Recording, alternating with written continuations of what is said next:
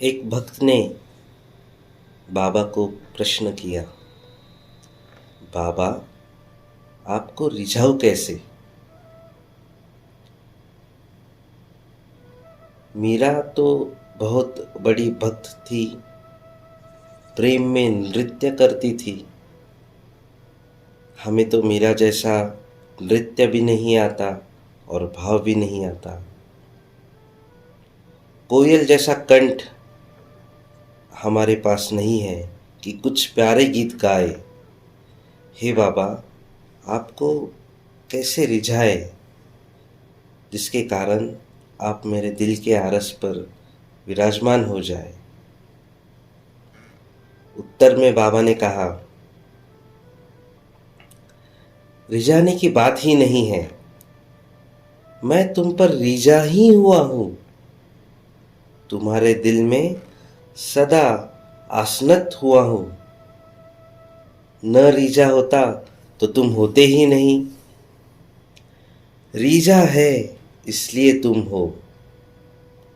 तुम्हें बनाया इसी में मैंने घोषणा कर दी है कि तुम पर रीझा हूं। जब कोई बांसुरी वादक गीत गाता है तो गाता ही इसलिए है कि उस गीत पर रीझा है। नहीं तो क्यों उठाए बांसुरी, क्यों बजाए बांसुरी। परमात्मा तुम्हें नाच रहा है, परमात्मा तुम्हें गा रहा है।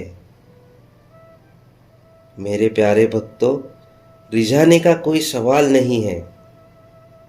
परमात्मा तुम पर रिझा हुआ है। इस सत्य को समझ लो और तुम्हारे जीवन में इसी क्षण अंधकार सदा के लिए समाप्त हो जाएगा। आगे बाबा कहते हैं, जिस पर परमात्मा रिझा हो उसे और क्या चाहिए। जिससे परमात्मा खुश हो, प्रेम कर रहा हो, उसे और क्या मनाना कि मुझे प्रेम करो। परमात्मा ने जिसकी आंखों में काजल दिया हो और परमात्मा ने जिसके ओठों का रंग दिया हो और परमात्मा ने जिसके अंग अंग गढ़े हो, उसे और क्या चाहिए। जिसके हर अस्तित्व पर परमात्मा का हस्ताक्षर है, उसे और क्या चाहिए। यह सारा जगत उसके रीझे होने की ही खबर दे रहा है। यही तो मतलब है कीर्तन और सेकंड लेसन का। इसलिए ना किसी का तिरस्कार करो, ना किसी की निंदा करो। अगर परमात्मा रीझा न हो अस्तित्व पर तो अस्तित्व कभी होता ही नहीं, कभी का समाप्त हो गया होता। फिर श्वास कौन ले, फिर नए पत्ते क्यों फूटे, फिर नए बच्चों क्यों पैदा हो, फिर नए तारे क्यों जन्मे। तुम यह चिंता छोड़ो कि परमात्मा को कैसे रिझाए, कैसे उन्हें आनंद दे। वो तो तुम पे रिझे ही हुए हैं। वो तो तुम्हें प्रेम करते ही है। और इसलिए मैं कहता हूं कि यह चिंता छोड़ो कि परमात्मा को किन्हीं विशिष्ट गुणों के कारण रिझाया जा सकता है। नहीं,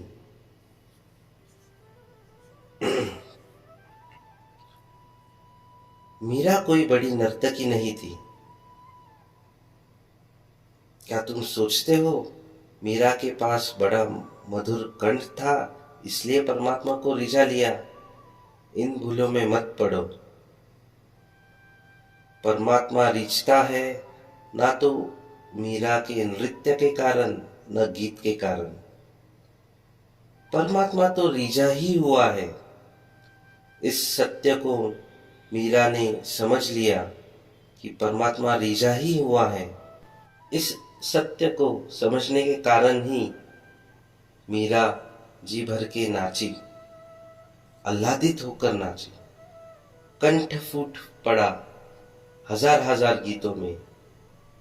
यह गीत अनगढ़ है, यह नृत्य भी अनगढ़ है, लेकिन यह भाव कि परमात्मा ने मुझे इस योग्य समझा कि मुझे बनाया, धन्यवाद के लिए पर्याप्त है।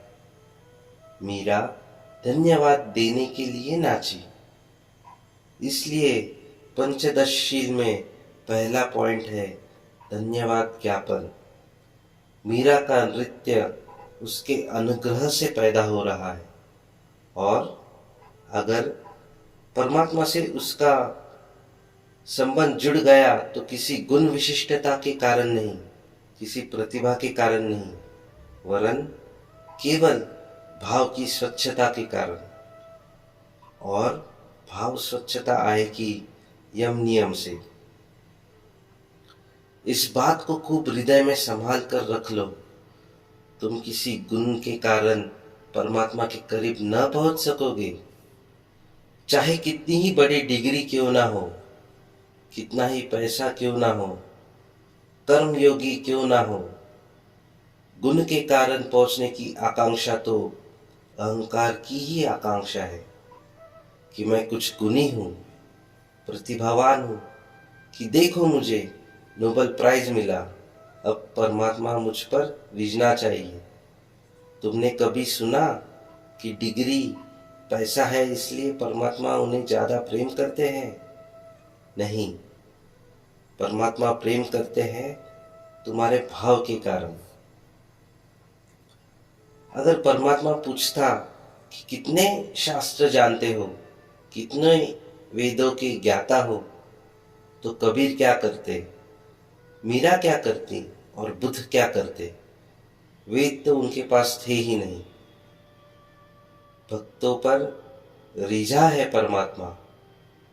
भक्ति चाहिए, भाव की स्वच्छता, निर्मलता चाहिए, श्रद्धा चाहिए। किसी और गुण का सवाल नहीं है कि पीएचडी हो, विश्वविद्यालय की डिग्री हो। इन सब बातों से परमात्मा का कोई संबंध नहीं जुड़ता। परमात्मा तो इन पत्तों पर रिझा है, फूलों पर रिझा है, तितलियों पर रिझा है, पत्थरों पर रिझा है। तुम पर ना रिझेगा?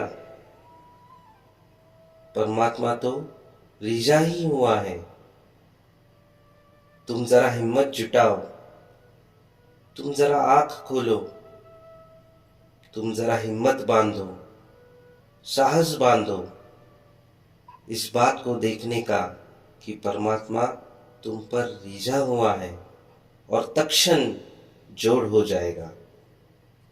ऐसे मत पूछो प्रभु तुझे रिझाऊं कैसे। अगर तुम्हारे पास कविता नहीं है, ज्ञान नहीं है, ठीक है, तुम्हारा भाव परमात्मा को समझ में आ रहा है। कवि जैसी वाणी नहीं है, कोयल जैसी आवाज नहीं है, तो क्या हुआ? मौन भी तो है तुम्हारे पास। तुम मौन होके परमात्मा को याद करो, भाव से गुनगुनाओ। तुम मौन में ही नाद को उठने दो। परमात्मा को तुम्हारा खुद का प्राइवेट भाव चाहिए, किसी का नकल कॉपी किया हुआ नहीं। इसलिए तो तुम्हें बनाया, क्योंकि तुमसे रिझा हुआ है। तुम जैसे भी पुकारो परमात्मा आनंदित हो जाते हैं। तुम्हारे तरीके से पुकारो। परमात्मा ने तुम्हें इतना गौरव दिया है, इतनी गरिमा दी है, तुम्हें एक आत्मा दी है, और तुम अनुकरण करोगे। आत्मा का अर्थ क्या होता है? आत्मा का अर्थ होता है जिसका अनुकरण नहीं किया जा सकता। वह विशिष्ट रूप से तुम्हारा ही है, बस तुम्हारी है, और किसी की न कभी थी और किसी की कभी होगी ही नहीं। तुम अद्वितीय हो, यही तो तुम्हारी आत्मा है। अगर तुम महावीर जैसे चलने लगे उठने लगे, बैठने लगे तो सब धोखा हो जाएगा, झूठा हो जाएगा। और झूठ तो औपचारिक रहता है। जहाँ नकल होती है वहाँ समझौते हो जाते हैं, क्योंकि अंतरात्मा में कोई भाव नहीं होता।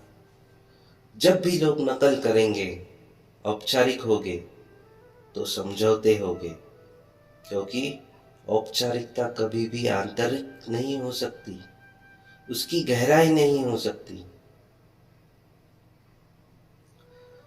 न तुम्हें कोयल जैसा कंठ चाहिए और ना उसकी जरूरत है। भाव की अंतर्धारा चाहिए।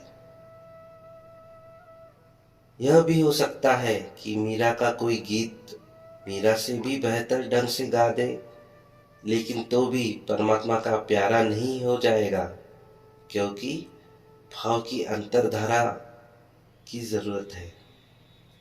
तुम्हारे पास जो हो, तुम्हारा अपना जो, आंसू ही सही, नहीं कि मीरा के गीत चाहिए और मीरा का कंठ, नहीं कि कोयल का कंठ चाहिए, नहीं कि बुद्ध जैसा ध्यान, नहीं। जो तुम्हारे पास हो, जो तुम्हारा अपना हो, दो आंसू भी अगर भाव से तुम गिरा सको परमात्मा के लिए, तो सब हो जाएगा। फिक्र न करो कि कंठ कोयल का नहीं है, फिक्र न करो कि नृत्य मीरा का नहीं है, फिक्र न करो कि ध्यान बुद्ध का नहीं है। तुम्हारा कुछ भी हो, जो भी हो, अच्छा बुरा, सुंदर कुरूप, मूल्यवान मूल्यहीन, तुम्हारा हो, प्रामाणिक रूप से तुम्हारा हो। बस उसी को परमात्मा के चरणों में रख देना और तुम्हारी भेंट निश्चित ही स्वीकार हो जाएगी। तुम स्वीकार हो ही, सिर्फ तुम्हें पता नहीं। परम पिता बाबा की जय।